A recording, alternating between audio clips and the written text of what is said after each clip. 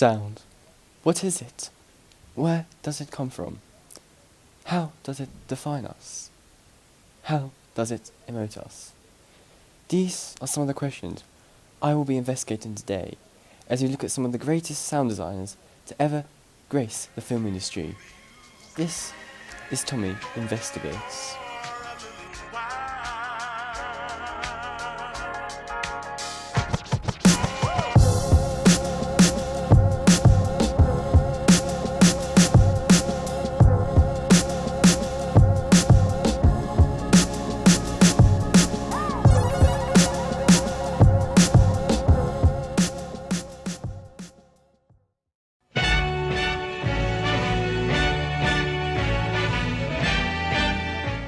Murch was born in 1943 in the city of New York.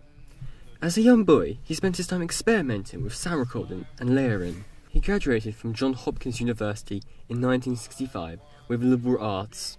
He spent a lot of his time during this period studying romance and arts in Europe. He started editing and mixing sound with Francis Ford Coppola in The Rain's People in 1965, and then with George Lucas in American Graffiti in 1973.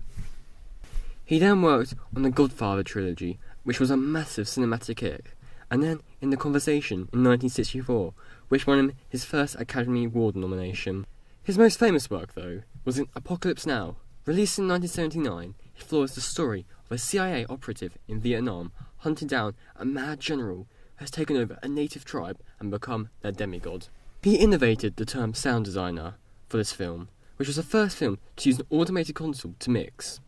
It was also the first film to use 3 speaker channels, 2 surround channels, and a low frequency enhancement, which became a must-have in most films after. He won his first Academy Award for this in sound mixing. Since then, he has gone on to work in other films, like The English Patient and Tomorrowland, released in 2016. An iconic scene he helped construct is the helicopter raid scene in Apocalypse Now.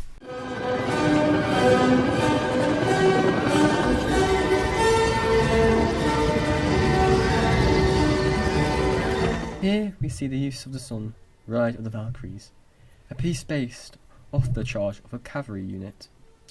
Murch chose this song as it represents how helicopters were used like the cavalry in the Vietnam War.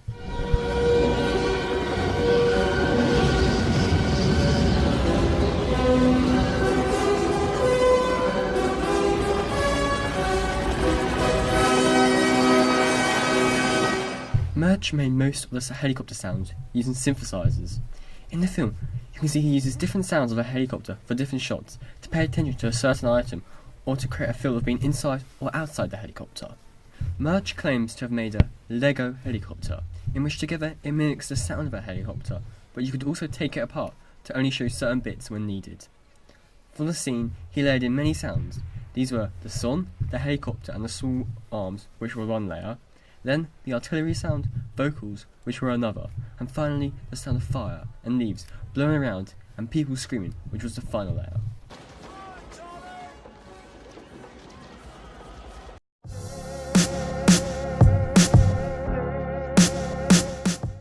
Ben Burtt was born in 1948 in a small town outside New York.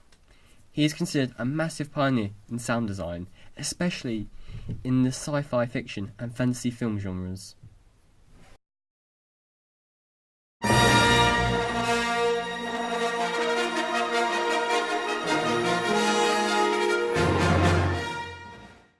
Ben Burtt's big break was in the film Star Wars, in which he was the sound designer.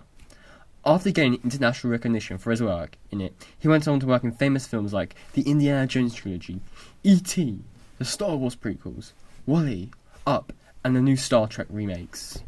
Before Ben Burtt did sound design of Star Wars, most sci-fi films used only electronic sounds for the futuristic objects. Ben Burtt chose to use more realistic sounds called found sounds to create the effects. This completely revolutionised the industry. Ben Burtt is responsible for making iconic sounds like the lightsaber, the Millennium Falcon, R2-D2's voice, and the breathing of Darth Vader. He made Darth Vader's breathing using his own breathing in an old Decor scuba regulator. He made the lightsaber sound using a microphone humming when it passed by a TV transmission, and then mixed it with a microphone being flung around to create an electronic sword feel to it.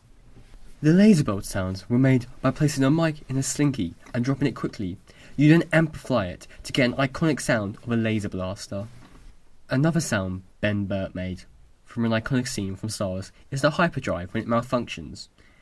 Multiple sounds were put together and layered to create this iconic sound. Watch this. Watch what?